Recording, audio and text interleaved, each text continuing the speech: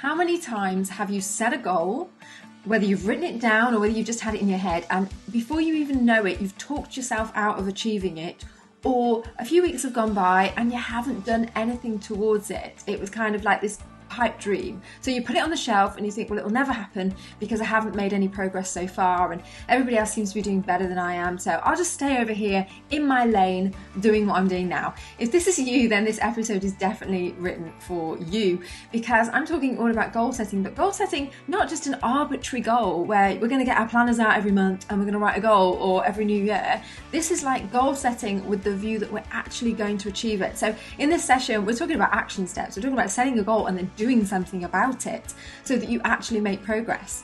If there's one thing I have researched over the years, it's how do some people make something come to life? An amazing, what seems like impossible task, how do they make it happen? How do they create their dream when others, we seem to struggle? So that's what I've brought all together today in the teaching, and I've also created a download over on the website. It's sueparker.io, and I've got the link underneath this episode. So if this is you, then you are definitely going to want to take a listen.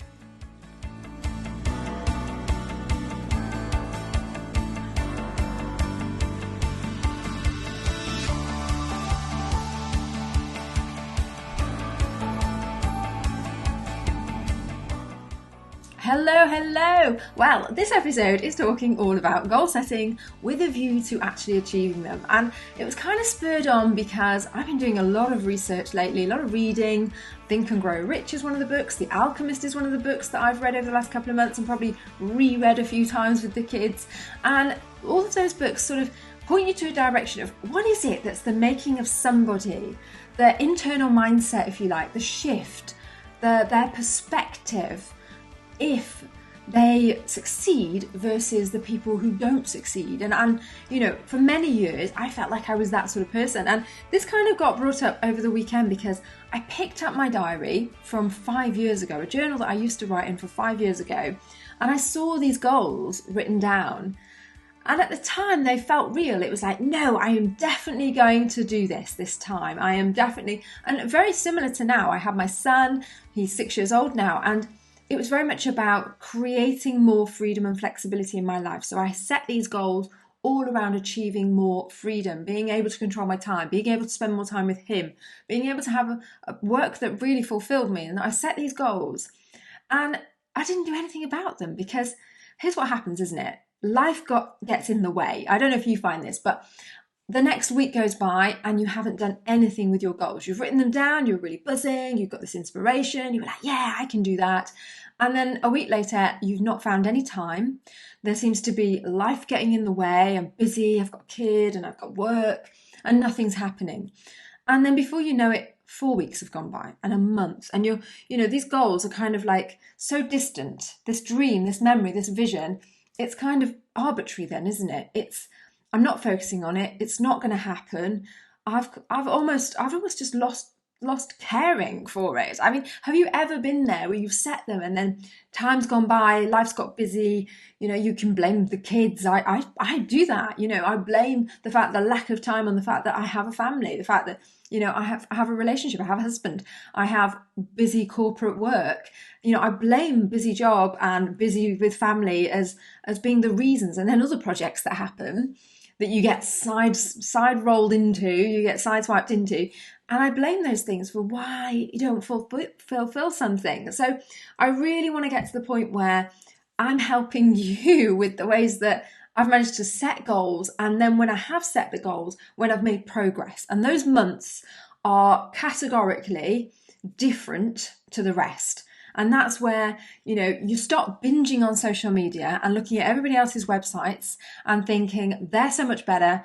That's my role model, but I'm never going to get there. It's too far removed. And you start thinking, well, what are the baby steps I take today? Where did they start before the scene that I'm seeing now? Where were they 10 years ago? And granted, 10 years ago from 2022 looked very different than the landscape today, which is why I kind of want to combine what did it look like for them? How do we do the goal setting and make some small steps that are relevant, but relevant to today's market, to today's world, if you're trying to create a business. And, if this sounds familiar to you and this is the kind of thing you're dealing with, then you are definitely going to want to listen today. So I'm going to talk through 5 steps to not only setting the goal. Setting the goal is kind of one element of things, but actually taking some action and doing something about it. And this is the key thing that, real action takers, there's all very well, you've probably heard the phrase, thinking about something for so long is absolutely fine. You can go over and over and over it in your mind, but until you start taking action, there's never any progress. There's never any real learnings. You're not building the network. You're not doing all of those things that we know we should be doing. So let's take it from I should be, to I am doing it. And I'm doing it on this day, at this time, and I'm starting today. So we're approaching the start of June, so it felt like a really good time to record this. But whenever you're listening, whatever stage you're in, just draw a line and say, right, I'm going to set a goal today. And this goal might take you to the middle of next month. It might be a mid-month review for you. This goal might take you into next week, and at least it gets you a step closer, and then you redo the exercise. There's a download over on the website, sueparker.io, and I'll put the link underneath here, sueparker.io/goals. We're going to talk about the 5 steps. So the first step that we need to make is creating this compelling goal. And when I say compelling, I pinched that word from Tony Robbins there. It's because it fills you so much with joy and passion and purpose. It's like your vision, it's like your mission. Sometimes some of our goals are so small that they're just not appealing enough. It's just like, why am I going to work this hard to just have this when it doesn't feel like it's any better than where I am now? So the compelling future goal has got to be you having this vision that really draws you. What you don't want is like this uphill battle push. When you feel like you're going uphill and you're having to really push this boulder uphill in front of you because you don't want to do the things. You've decided, people make money out of selling things on Etsy. So you decide, I'm going to go on Etsy and sell some stuff. I'm going to make some crafts. But you're just not into it. If maybe the craft you've chosen is, I've heard that handmade jewellery sells really well, so it's not your thing, but you think, I'll have a go at it. Or making candles, if that's not your thing. Obviously, if it's your thing, then maybe you'll love this. And you have a dabble at it. But because you have a dabble at it and you're not really in it, your heart's not in it, it's a uphill battle and struggle every time you get a moment to sit down on your business. You're kind of like, I don't really want to do this. I'm just not inspired enough by it. I'm just not into it enough. And then what you need to do is find the thing that's going to pull you, the thing that you're naturally drawn to, that you can't help but talk about, that you love, you light up about, and you feel that just natural pull to binge on. And this is also part of the problem. You consume so much content when you binge on your passionate thing. So personal development for me, I can literally binge on TED Talks and things for hours, or research papers and studies. The problem with that is at some point I need to gather those thoughts and then put them together. I can literally binge on online business content, figuring out how you do passive and recurring revenue. That sort of thing makes me think there is a way for people to create more freedom. There is a way for people to still serve and serve on scale.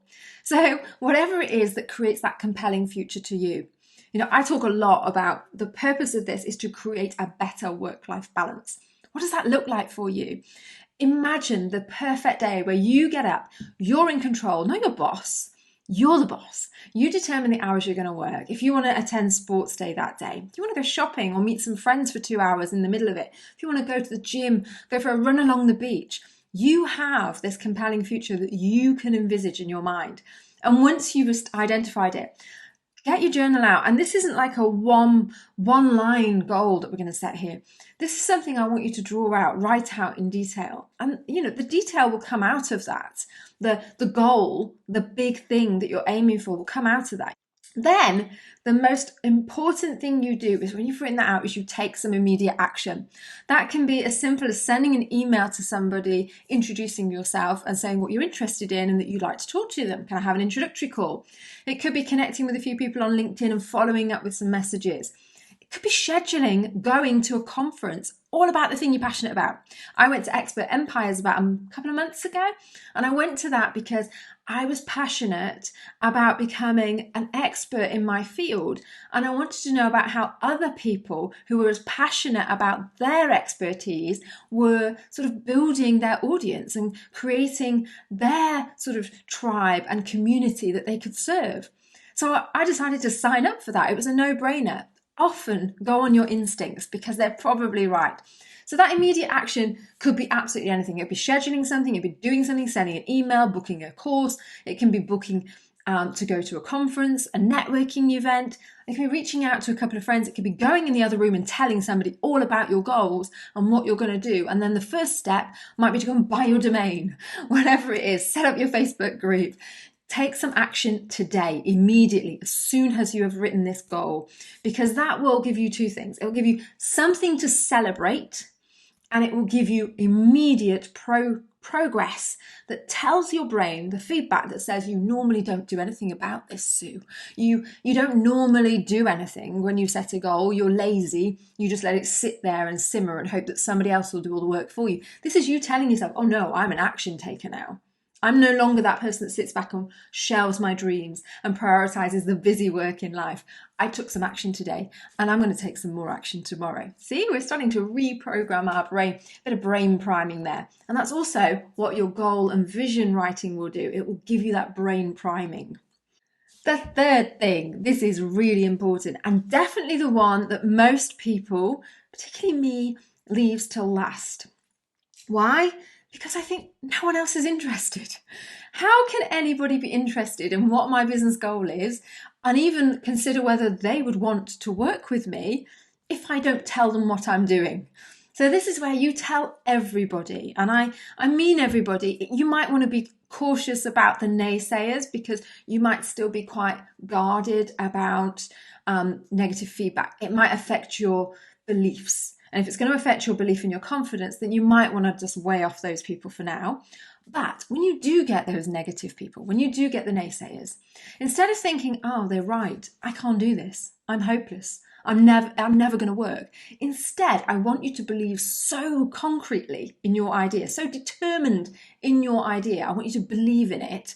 And I want you to instead take a note of what they're saying and think, do you know what? That's an objection I could get in the future. When I'm trying to have a conversation with somebody about why they should join my membership, why they should do my course, why they should work with me on coaching, why they should buy my product, that's an objection I'm going to get. And I might need to think about how I address that through a blog post, through social media, through the way I pitch my service.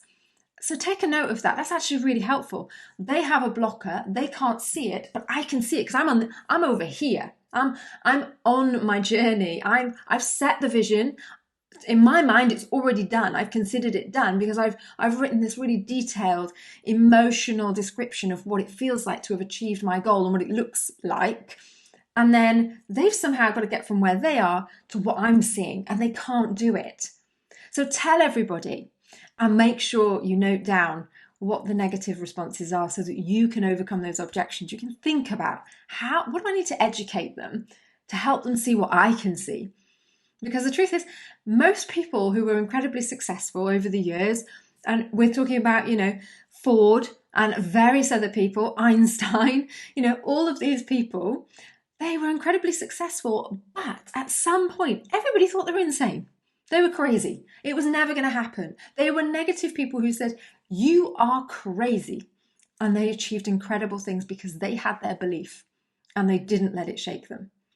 And as part of telling everyone, the other bonus of this is you build your own mastermind. Now you can have some virtual masterminds. So you can join with me if you like, and I'll be part of your mastermind to help you do this. You can join with people at networking groups. You can join with your friends or other people who have a similar interest who you know will support and develop you. Think about in your mastermind, what are all the skills I'm lacking and I need support on, but what are the things I can offer a mastermind group? Is it about accountability? Is it about, social media? I'm not very creative. I struggle with this bit, that bit. What are the kind of people you need in your mastermind? Maybe you don't understand the basics of business. Join me. I will help you with that. We will be your virtual mastermind. We can build this mastermind around us. I mean, this is what Henry Ford famously did. He was once in the paper as cited as being an ignorant man, and he went to court to defend his reputation. And as part of that court case, it turned out that he wasn't quite as ignorant as they thought, but they asked him lots of general knowledge questions, very random, very obscure, and eventually he got irritated with the court case. And he said to them, why do I need to understand everything about everything, all this general knowledge? I've got at least 6 people I can call in my room whenever I need the answer to another question that I don't know. And that's what people do, isn't it? They don't rely on their own knowledge. There's so much knowledge you can buy and you can tap into in other people. By creating that community of people who have difference in skill set, but the same goals, you're moving towards the same endpoint, that will really help you. In the same way that Ford surrounded himself with a good team, you surround yourself with a really good team. Don't wait to ask for help. Ask for help now. And then the next one I want to talk about is striving for excellence. So this is one thing that when we set a goal, we kind of feel like, oh, I need to then go and do everything and be up to this level here that Tony Robbins is at, or Mel Robbins, or Marie Forleo, or Henry Ford, or Elon Musk. And when I'm at this level, then I'm good enough to release and launch my product and service to the world. Well, reality check. You're not going to be good enough ever, because this is your life's work. This is the thing where we're constantly getting better. So work with where you're at now and figure out, what do I need to get better at? Is it public speaking? Is it my marketing? Is it understanding my customer? Is it making connections and building my social media presence? Is it about finding speaking events? Is it about my messaging? So do a little list now of your excellence levels that you need to achieve. I need to be super good at coaching. I need to get better at my NLP. I need more practice, more clients, more people I can work with so that I can experience new things. I need to do more reading around this topic. I need to do a course on this. What are all the things that you need to do to strive for excellence and then continue? Because even on that journey, experts, people who feel that they have achieved everything, they're still learning, they're still researching, new things are coming out. It's 2022 and the world we're in is very different than 20 years ago. So somebody doing the job 20 years ago that you perhaps are thinking of doing, let's say you want to be some sort of yoga teacher, it's changed, hasn't it? And what people are interested in, how people engage with the topic, their knowledge now on yoga is so much more. The availability of information. People are more about implementing it and what does it do for the quality of my life now? What does it mean? Philosophy, all that kind of stuff. So I'm trying to talk about something that I don't really understand. That's my level of excellence on yoga there. And if I wanted to teach it, I'd want to be up here. So I'd need to do some extra steps to get up to the level of yoga with Adriana. Yeah. So when you do that, you're setting out your progress markers, the things that will also give you massive confidence as you start to put yourself out there. Because I did a bit of research, because I applied it, because I feel more confident. It's that competence confidence circle. When you increase your competence in an area, it increases your confidence. And that's a cyclical thing that's going to keep spiraling. And it'll get bigger and bigger as your level of excellence, all of a sudden, you're in the top 5% of your sector. Yeah, your niche. That'd be really good, wouldn't it? And that is possible. You're also going to schedule your next 3 steps. So we've set a goal. We've worked out one action we're going to take today. We're striving for excellence. We've talked to other people and built our mastermind, or we've got in mind who we're going to talk to. And then you're going to schedule your next 3, because otherwise you'd do an action today and then you'd forget about it, wouldn't you, for another week or 4 weeks. So schedule when you're going to do the next 3 actions, whether it's a post online, whether it's reaching out to somebody, whatever those 3 actions are, get them in your calendar, get them in your journal, your diary, whatever you use. I'm a paper-based one, so I'll have to write it down. But then I also have a Google Calendar as well for appointments and things. So I have to make sure that they're in both so that I can remember to do these things and stick to my schedule. And then the last thing I want to talk about is the inevitable procrastination and maintaining your motivation. These are really tough things because we need to recognize this is not a sprint. It's not like I set this vision today and in 12 months time, 6 months time, 3 months' time, I'm there. These get rich quick 60-day, 90-day, 30-day schemes are generally unrealistic. They're just sales hype to make you click buy now. You'll see these adverts all over Facebook all of the time. Sure, if you triple your efforts in the time, if you can abandon everything else, every other commitment in your life and everybody around you, then you can achieve things in a quicker time. Sometimes you need to build up credibility. You need to be around for a while. You need to build up an audience. You need to be seen. Speaking events can take months to get in the pipeline. I'm speaking at an event in a couple of weeks for the Women in Tech Global Conference, and that's been in the calendar now for 3 months. I applied for it back in last year after doing the last one. So it just puts into perspective that people are planning their meetup guest speakers for the end of the year now. So if you're thinking I'm going to do a bunch of guest speaking events in the next 2 months and that's going to make my business launch, then you might need to rein that back in and think, this is a marathon. Every little bit that I chunk off is progress. And so long as I keep beating out the progress, I will get somewhere. Because remember that famous quote, successful people are those who hung on when other people let go. And then the other thing about procrastination, how can we deal with it? Remember, it's not necessarily about willpower. So it's not that you're rubbish and you're terrible and you're always lazy. And we tell ourselves these things which make it even worse. Sometimes it's just about our environment. It's not set up right. It's set up to distract us. There's a phone over there. There's a child over there. There's somebody ringing me. There's somebody asking me to do something all of the time. There's a dishwasher calling out to be emptied. There's washing in the basket. There are things that are giving you the guilt trip that's making you think, do you know what? I shouldn't work on my business for the next 2 hours. I should tidy the house. We have these real problems, these real battles internally because we are forever trying to please everybody and be everything to everybody. What we need to recognize is that the distractions, which ones we're going to drop the ball on for a little while and be okay with, dial down the pressure on so that we can make time and room and space for this that matters. We can do things like habit stacking, where you have a routine where you do one thing that you might really enjoy and feel pleasure from, and it'd be like a really fun activity. You stack it so beforehand you must do that piece of work you promised. Send that email that you were dreading, asking for a speaking post, or to guest blog on somebody's site, or to be featured on their podcast, and you're dreading it because you're worried they're going to say no, or you've got to send 50 of them out, to be honest, or 100 before you start getting some yeses. And when you do that, you're dreading it. And if you do that and stack it with something really positive, you start to associate the two. So you can do habit stacking, where you put things that you would normally do together with something that you don't normally do, just to encourage you to stack that habit. You can also reward yourself. So when I've done this, I'm going to celebrate by having a cup of coffee and a biscuit, or a glass of wine in the evening, or having a set night in the week where if you have achieved your to-do list, that's the night off you're going to have, where you go out with your partner and you have a meal, or go out with your friends and do something fun. Whatever it is for you, if you can do little rewards in between that really help to keep you motivated in the short term, you basically, your mind will be reprogrammed to, actually, this isn't a bad thing. Because every time I do this, I get to have this little reward. So it's actually hitting a little bit of dopamine, and definitely check off your progress, because that will give you massive feelings of momentum. Share it with your mastermind group, those successes, those wins.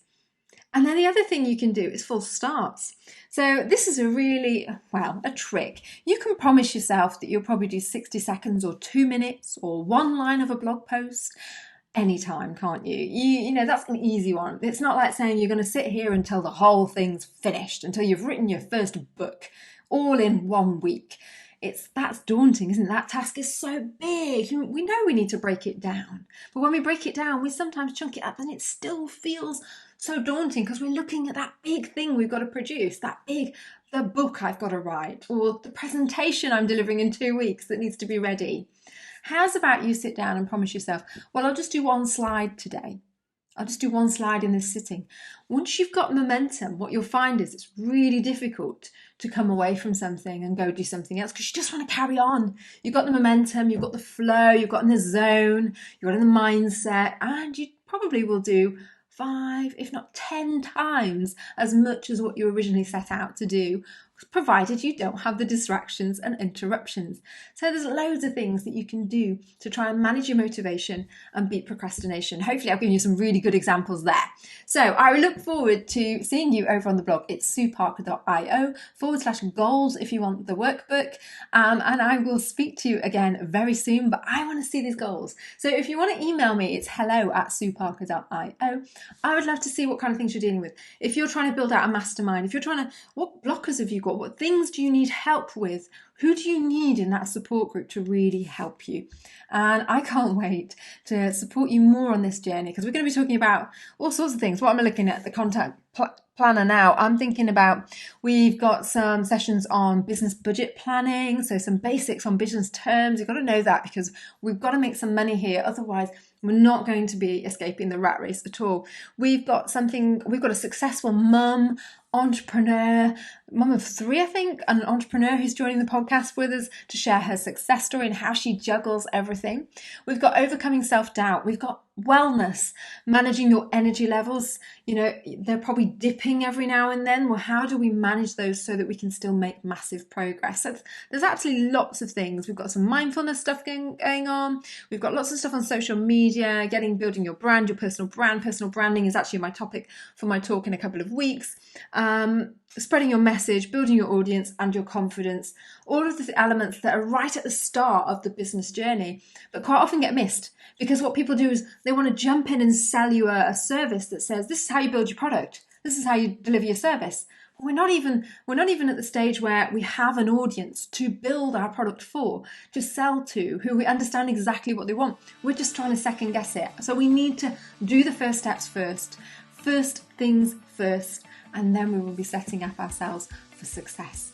Have a fantastic week, folks, and I'll see you again very soon. Bye.